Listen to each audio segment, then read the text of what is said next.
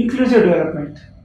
This is the latest, means we can say, this is the fast implemented module by many governments to include as many people as possible in the economic development process, and also to strengthen the Indian economy, and also to ensure better sources of income to the people, to more people, so that the benefits reach to many more, and if opportunities are available to many more. This is inclusive development, and that is what is happening in G20 countries. And in India's efforts, India's initiative in G20 countries to improve the inclusive development, to enhance the inclusive development by providing opportunities to many people, and opportunities of earning for many people, and also better sharing among the resources contributors. India will be at the G20 presidency just at a moment when we need a turning point. By next year, India will be heading the G20 group, and that will be a turning point for the Indian economy. Also, we need a change, and India will make a big difference in bringing that about. By becoming the president, by leading the G20 group, India can make a big difference in bringing the change what are required. Very much a focus on sustainable growth and inclusive development, and this was reflected in speech at Glasgow. Indian government has emphasized the need of sustainable growth, inclusive development in the development of any economy of the world. Given the challenge that heads of governments are faced with in restoring growth after a decade of the global financial crisis and then the pandemic. All the heads of governments are also faced with a responsibility of restoring growth after a decade of global financial crisis that happened in 2008, and pandemic started in 2020. The development beyond the narrow economic and financial sense, and more holistically about sustainable, resilient growth that includes human development. The economic development should be with the holistic, sustainable, resilient growth, and it should include human development. Much more importance of investment in the private sector and how it is interlinked with growth and development. Government investment may not be sufficient to meet the requirements, to meet the needs, to encourage inclusive development. But also the government, also this economy needs the support of private investments also to increase the investment in the economic development, inclusive growth, sustainable development. Infrastructure for a new form of growth, support is required from rich nations and from international investments.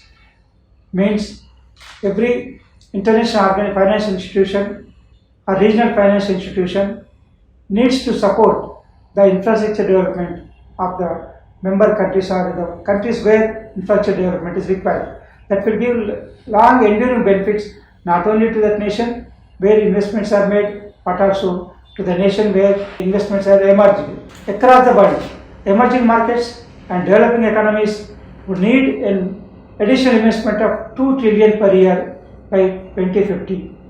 Half of it can be internally financed, but you are still talking $1 trillion of inflows. So all this development activity of infrastructure development, human development, and also inclusive development requires huge investment of $2 trillion per year up to 2050. That has to be emerged from the internal sources by the countries or by the investors. The shareholders have to decide and tell international financial institutions that they want, and then support them in borrowing more and raising capital. Also, it will be mostly private sector, but the latter is understandably quite cautious about risk and its management. Private sector is always worried about risk and risk involved and its management of funds. So the private sector is always thinking of, always considers the safety of investment, income thereon, and liquidity. So that should be ensured to the investors from the private sector. Also, the inclusive development should create an investment climate in nations seeking that inward investment so that there is confidence. So the investment, whatever the investments are coming from global, internally, domestically, or from external sources, external investment companies should ensure investment will be repaid to the investors with responsibly, accountably, and income will be earned and repaid to the investor as per schedule. The finance has to be organized in a way the risk is managed and reduced.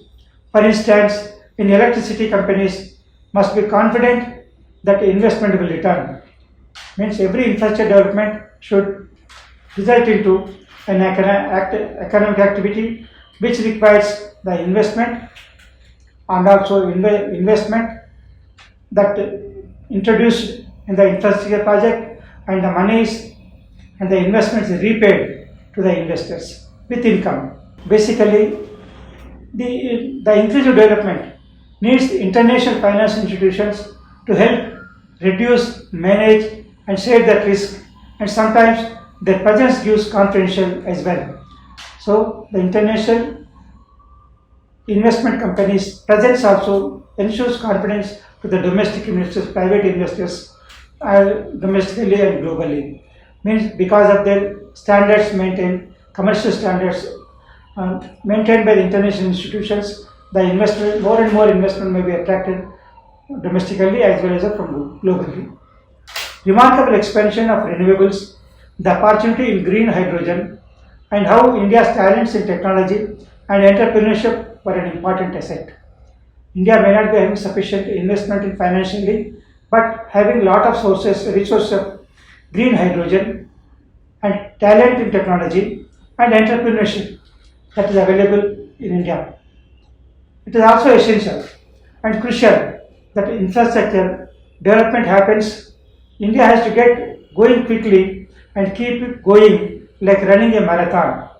Means every time, whenever the investments are received from domestically or globally, all the amounts has to be invested accountably, responsibly, so that the risk is mitigated, the funds are used, management is efficient enough, and also the assurance given to the investors about safety of investment, income, and also liquidity when as per the schedule. Also, the natural capital plays more important role in inclusive development. That is, land, forest, and water systems are crucial part of sustainable development. Of course, when inclusive development, when you want to enhance the inclusive development, not only the human capital, talent capital, but also natural assets. Support natural abundance is also required to improve and invest. That is land, forest, and water systems, which will play an important role in development of any infrastructure project, and also human development, sustainable growth, and strong future of any economy of the nation. There will have to be a just transition, because such a strong and sustained change will involve some dislocation. There should be any nation where the investments are invested from domestic and global sources, from many private and public government institutions, then the nation should be prepared to accept some dislocations, some disturbances to the natural assets like land, forest, and water systems. That has to be allowed, accepted, adopted by the countries where the investments are invested. Means the countries invite investments for infrastructure development. Means the companies investing, the nations investing in infrastructure development may be more of developing nations or underdeveloped nations. The investment from developed nations may flow to the nations where the opportunities are available in developing nations, and also underdeveloped nations also will attract the international investments to improve further, to improve their economy, to improve their human development, and also with the help of inclusive development to improve the standards of living of the citizens of underdeveloped countries as well as developing countries, which accepts investments from outsiders, from private sector, globally, domestically.